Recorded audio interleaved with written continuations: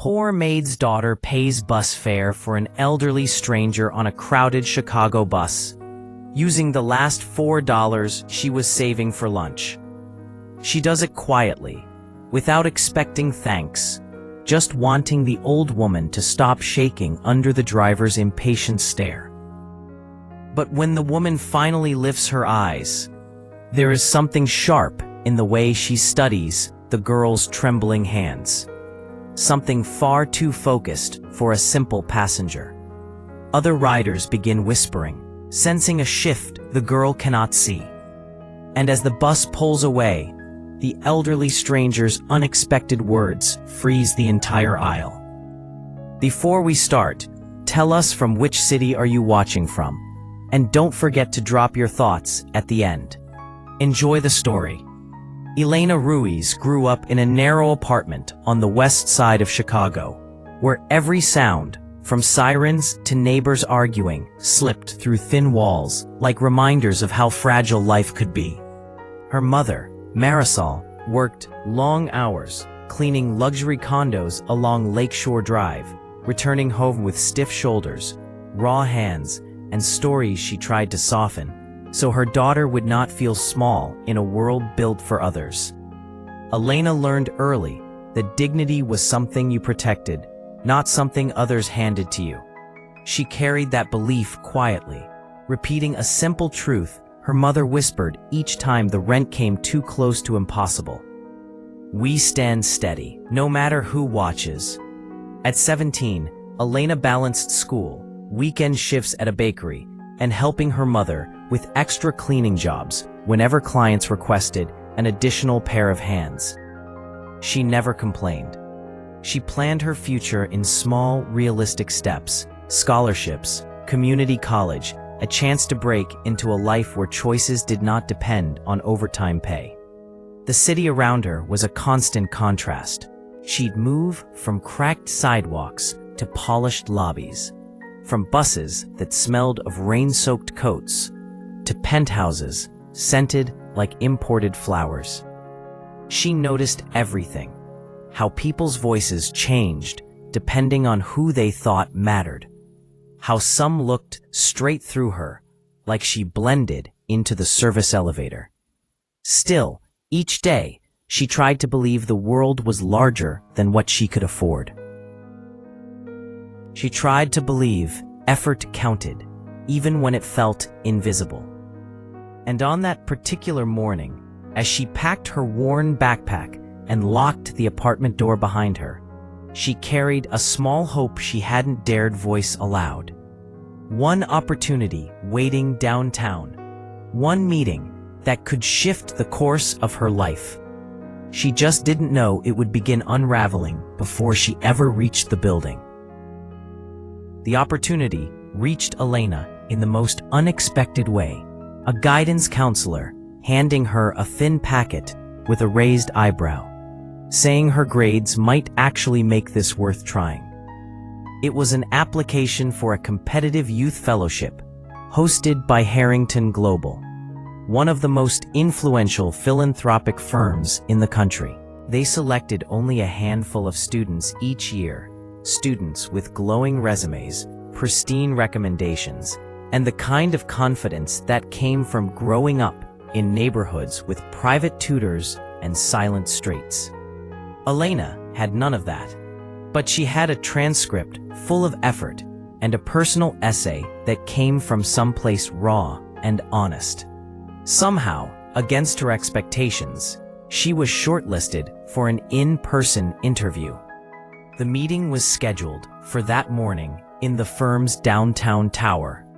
The confirmation email said business casual, so she borrowed a blouse from her mother's ironing board pile and paired it with black slacks she kept patched at the seams.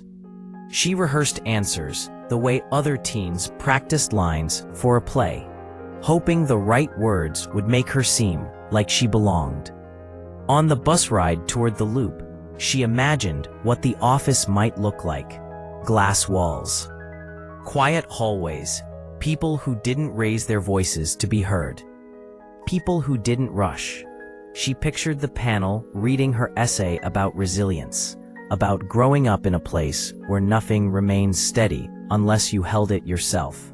For once, she let herself believe this could be her doorway. A chance to step into a realm where she wasn't just the maid's daughter, where her worth wasn't measured by who she cleaned for. But as the bus rattled past each stop, something else edged into her morning. A reminder that the path to opportunity was rarely smooth, and before she reached that tall glass tower, the day would take a turn she never could have rehearsed. Elena reached the Harrington Global building with 10 minutes to spare, her pulse quickening as the revolving doors swept her into a world that felt impossibly polished. The marble floors reflected the overhead lights like water, and the air smelled faintly of eucalyptus. She approached the reception desk, clutching her interview confirmation email, careful not to smudge the ink with her still cold fingers. "Name?" the receptionist asked without looking up. "Elena Ruiz. I'm here for the fellowship interviews, right?" The woman sighed, finally meeting her eyes. "You're early." Her tone implied it was a mistake. Elena nodded, offering a polite smile. "Yes, I wanted to," but before she could finish, a group of students swept in behind her, laughing, confident, wearing outfits that fit perfectly, and voices that filled the lobby with ease. One girl, wearing a tailored cream coat, glanced at Elena's patched slacks and whispered something to the boy beside her. He glanced over, smirked, and shifted his bag so it brushed against Elena's hip, forcing her a step aside. "Sorry," he said, in a tone that carried no apology at all. The receptionist's face changed instantly. Her posture straightened, her smile widened. "Good morning, everyone. 3rd floor, the elevator to your left." When Elena attempted to follow, the receptionist stretched out her hand. "Hold on. Interviews are full. You must have misunderstood the email." Elena froze. The email confirmed my appointment. There must have been an error. We have capacity for only 6 candidates. She pointed at the students now gathering near the elevator. "They're the 6. Elena felt the ground shift, her breath tightening. My confirmation. She held out the printed page, the one she'd triple-checked at home. The receptionist barely glanced at it. "Look, sweetheart, sometimes these automated systems glitch. It happens. But you can leave your information with me, and if something opens up." "She's not on the list," the boy from earlier called out, loud enough for the lobby to hear. "Just let her go." Laughter followed. Casual, dismissive, thoughtless. Elena's cheeks burned, but she steadied her voice. "I was invited. I came prepared. I'm supposed to be here." The receptionist leaned forward, lowering her tone, but not her condescension. "This building has certain expectations. Maybe this isn't the right fit for you." And with that, she turned away, addressing the next person in line. Elena stood there, humiliated, her opportunity slipping through her fingers.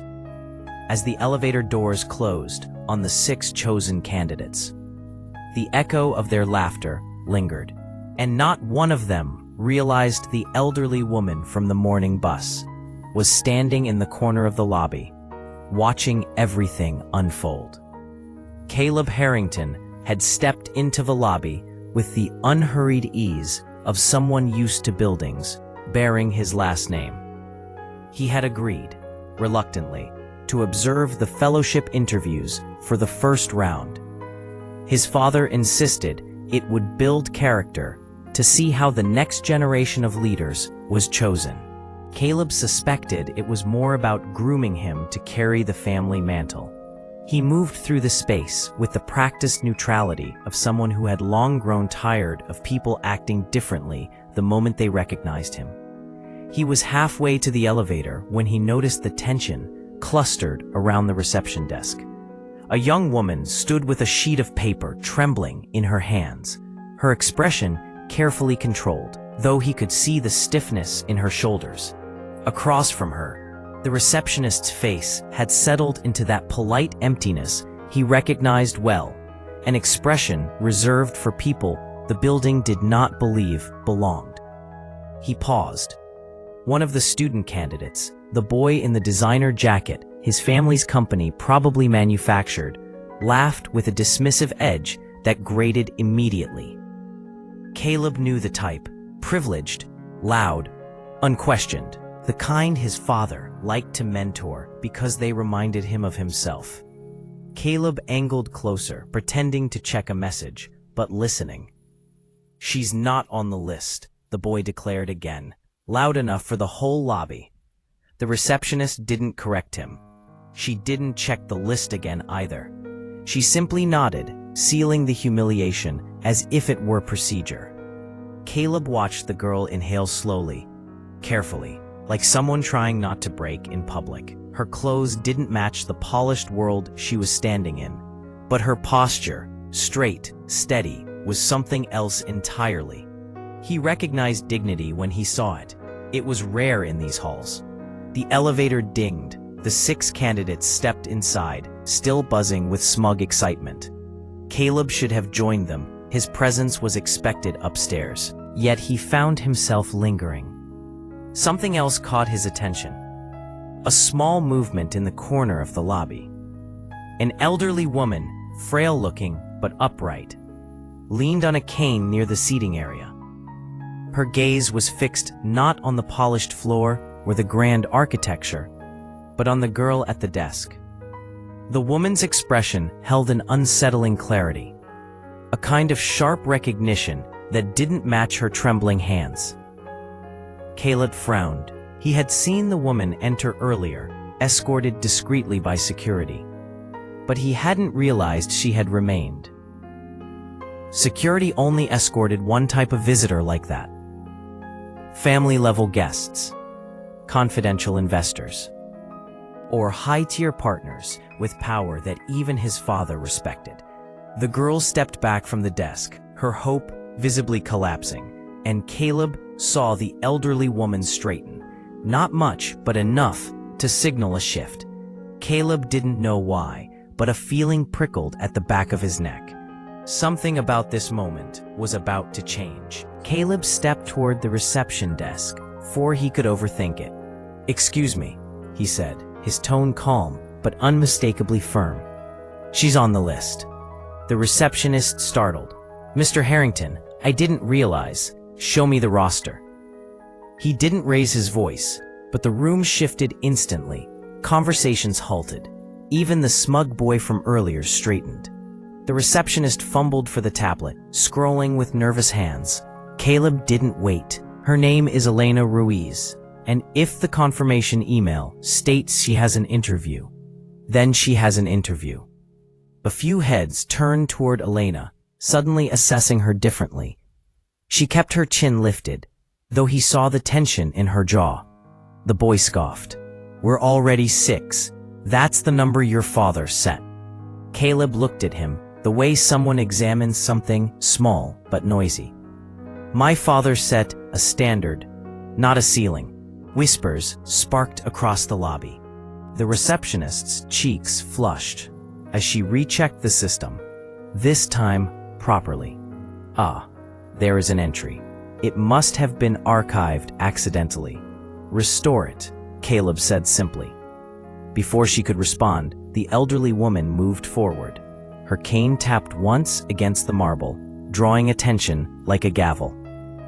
"Excuse me," she said, her voice soft but carrying. "I witnessed how this young woman was treated. It was unnecessary, cruel even." The receptionist went pale. The security guard near the door straightened instantly. Caleb watched the interaction with growing curiosity. Whoever this woman was, she had weight here. Weight people respected. Elena glanced between them, confused, trying to understand why strangers were suddenly stepping in. The elderly woman offered Elena a small, deliberate nod. Fairness matters, even in buildings like these. And with that sentence, the trajectory of the entire day shifted. Though Elena had no idea just how far that ripple would travel, Caleb barely had time to escort Elena toward the elevators before a familiar voice cut sharply across the lobby. Caleb. His father, Nathan Harrington, stepped out from a side corridor, the weight of authority trailing behind him like a shadow. A word. Caleb exhaled once, quietly. I'm in the middle of something. Nathan's eyes flicked to Elena, then to the receptionist, still flushed with embarrassment. Yes, I can see that. His tone carried judgment, not curiosity.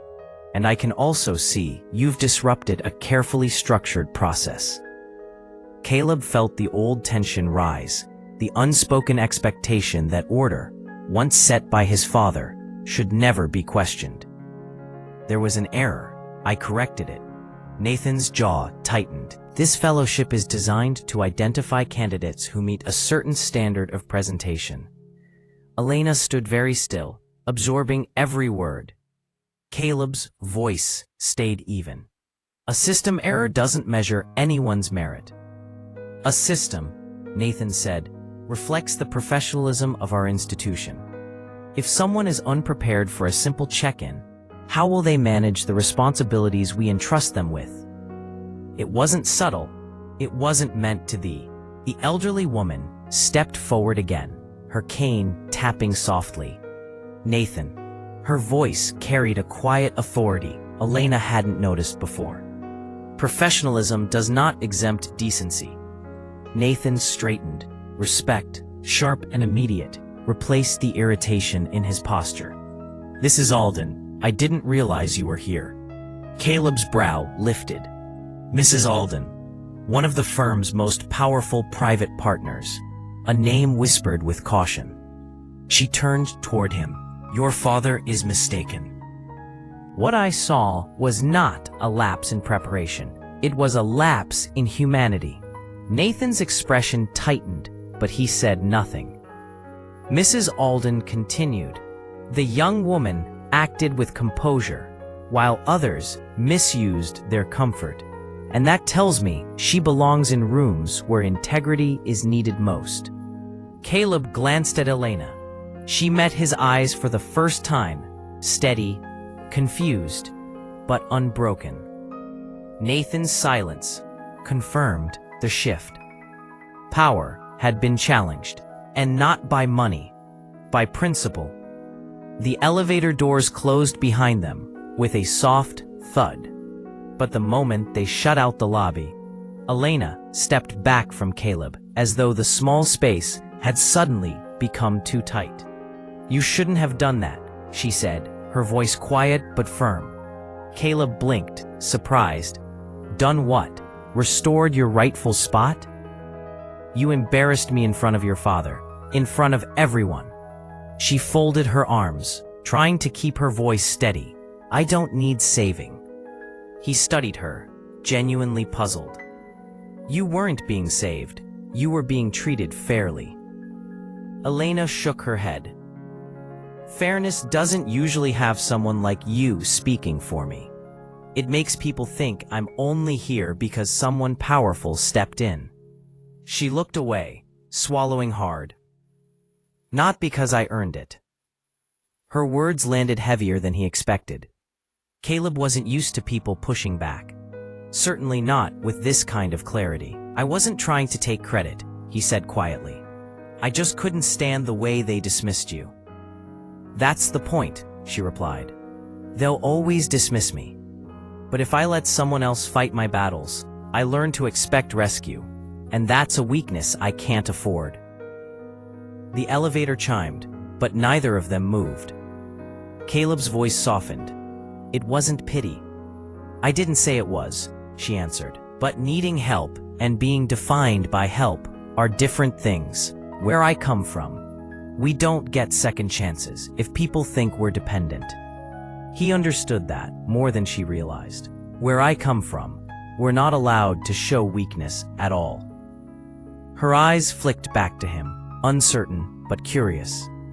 For a moment, silence hung between them, heavy with everything they hadn't said.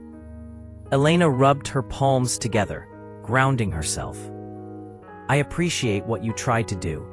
I just don't want you risking anything for me. He let out a dry breath of disbelief. That's not your decision. It has to be, she insisted, because you walk into rooms already accepted. I have to earn my place every step of the way. Caleb lowered his gaze, absorbing that truth. He had never considered how different the cost of belonging was for her. As they finally stepped out of the elevator, Elena paused. Whatever happens in that interview, let it happen because of me, not because you cleared a path. Caleb nodded, a hint of respect sharpening his expression. Then I hope they're smart enough to see what I already did. But as they walked toward the interview floor, neither noticed that Mrs. Alden had followed them at a distance. Quiet, intent, evaluating every word they exchanged. And her presence meant the fallout from the lobby was far from over. After the interviews, the candidates were informed that the next phase of evaluation involved a group assignment. The 6 original students were paired off, except Elena. She was placed with Caleb. It wasn't optional. The coordinator explained it briskly. Their task was to design a community impact proposal within 48 hours and present it jointly. Elena suspected this decision wasn't random. Caleb suspected Mrs. Alden had a hand in it. Neither said anything. They found an empty conference room overlooking the Chicago River. Elena set her bag down carefully, feeling the weight of being watched, measured, compared. Caleb loosened his tie and sank into a chair, looking far more tired than someone from his world should appear. We should start, she said, opening her notebook. He nodded. Agreed. At first, their ideas clashed. Caleb approached problems with sweeping gestures, big budgets, broad strategies, global language. Elena pointed out how those kinds of plans rarely reached the people who needed them most. She offered smaller, grounded solutions: food access programs, tutoring networks, transportation support. He listened, frustrated but intrigued. Slowly, their differences sharpened into something useful. She learned that Caleb wasn't indifferent, he was sheltered. He'd spent years hearing about inequality in boardrooms, not watching it unfold outside his window. He asked questions no one from her neighborhood would ever voice aloud, but he asked them earnestly. He learned Elena wasn't hardened, she was observant. She noticed the small cracks in systems and people, the places where pressure built quietly until something collapsed. She offered insights no textbook could teach. They argued, recalibrated, revised. And somewhere in the rhythm of collaboration, the edge between them softened. During a break, Caleb looked up from his laptop. Your ideas, they aren't just practical, they're necessary. Elena hesitated, unsure whether to trust his tone. Anyone could have thought of them. No, he said. Anyone could copy them. Not everyone could understand why they matter. The truth of that settled between them, quiet and unexpected. Outside, the city lights flickered across the water. And for the first time since the lobby incident, Elena felt the faintest ease. Not trust, not yet, but understanding. And that was enough to move them forward. They were halfway through drafting their presentation when the building's automated lights dimmed for the evening, leaving only the glow from the river and the soft hum of vents. Elena rubbed her eyes, stretching her stiff fingers, while Caleb gathered the scattered printouts into a neat pile.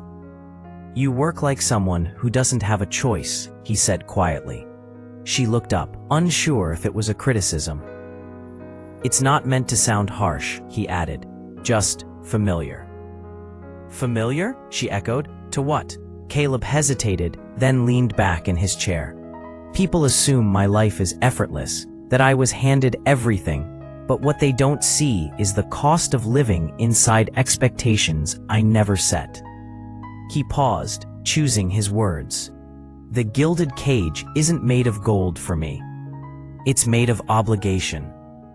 Elena considered that. Her life felt nothing like his, yet the way he said it held an ache she recognized. Where I come from, she said softly, no one expects anything from you. You're invisible until someone needs something done. And if you fail, no one catches you. He nodded slowly. Two sides of the same trap. She glanced at him. Invisible engine and gilded cage. He tilted his head. What? That's what it feels like. I have to keep everything running quietly, perfectly. You have to stay inside a structure that looks impressive but locks you in place. Elena tapped her pen on the table. Different worlds, same pressure. The comparison settled between them, bridging a divide neither had acknowledged out loud. For the first time, Caleb looked at her not as someone he'd defended or someone he was assigned to work with, but as someone who saw truth, his truth, without needing it explained in wealth or titles. Elena exhaled, the tension in her shoulders easing. Maybe that's why this project works. You know how systems look from the top. I know how they feel from the ground. He almost smiled. Then maybe together, we can design something real. The fragile, unexpected acknowledgement hung between them. Equal parts vulnerability and resolve. And in that moment, the trajectory of their partnership shifted from forced cooperation to genuine connection. Presentation day gathered the short-listed candidates, senior staff, and several high-level partners in a glass-walled conference hall. Elena stood beside Caleb, steadying her breath, aware of every glance drifting toward her patched slacks and borrowed blouse.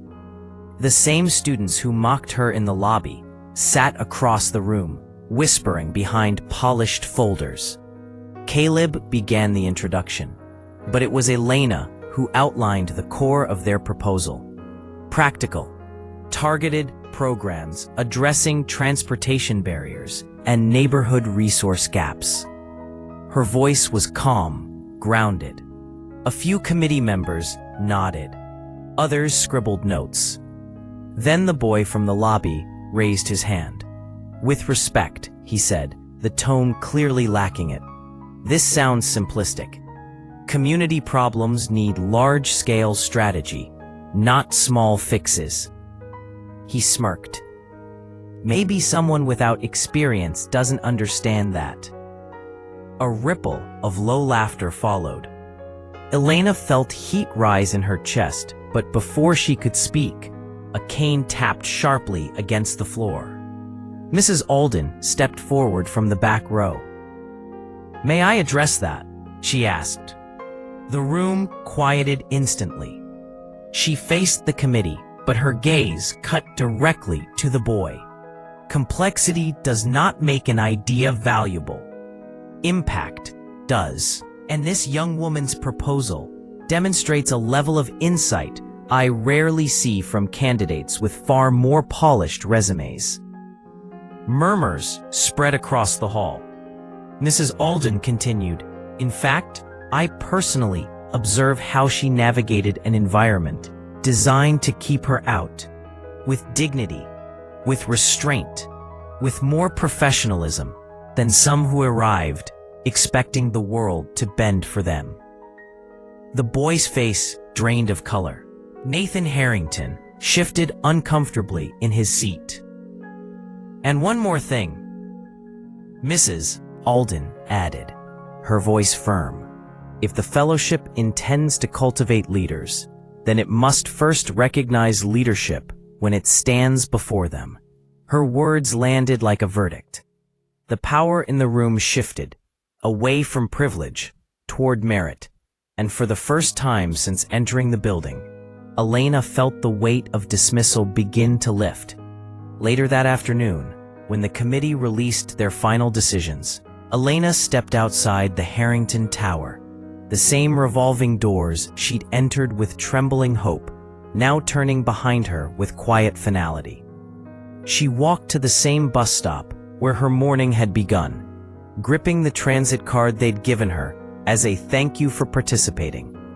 It reminded her of the $4 she'd spent without hesitation, an amount small enough to overlook, yet meaningful enough to expose who people truly were. As she waited, a familiar voice approached. Mrs. Alden.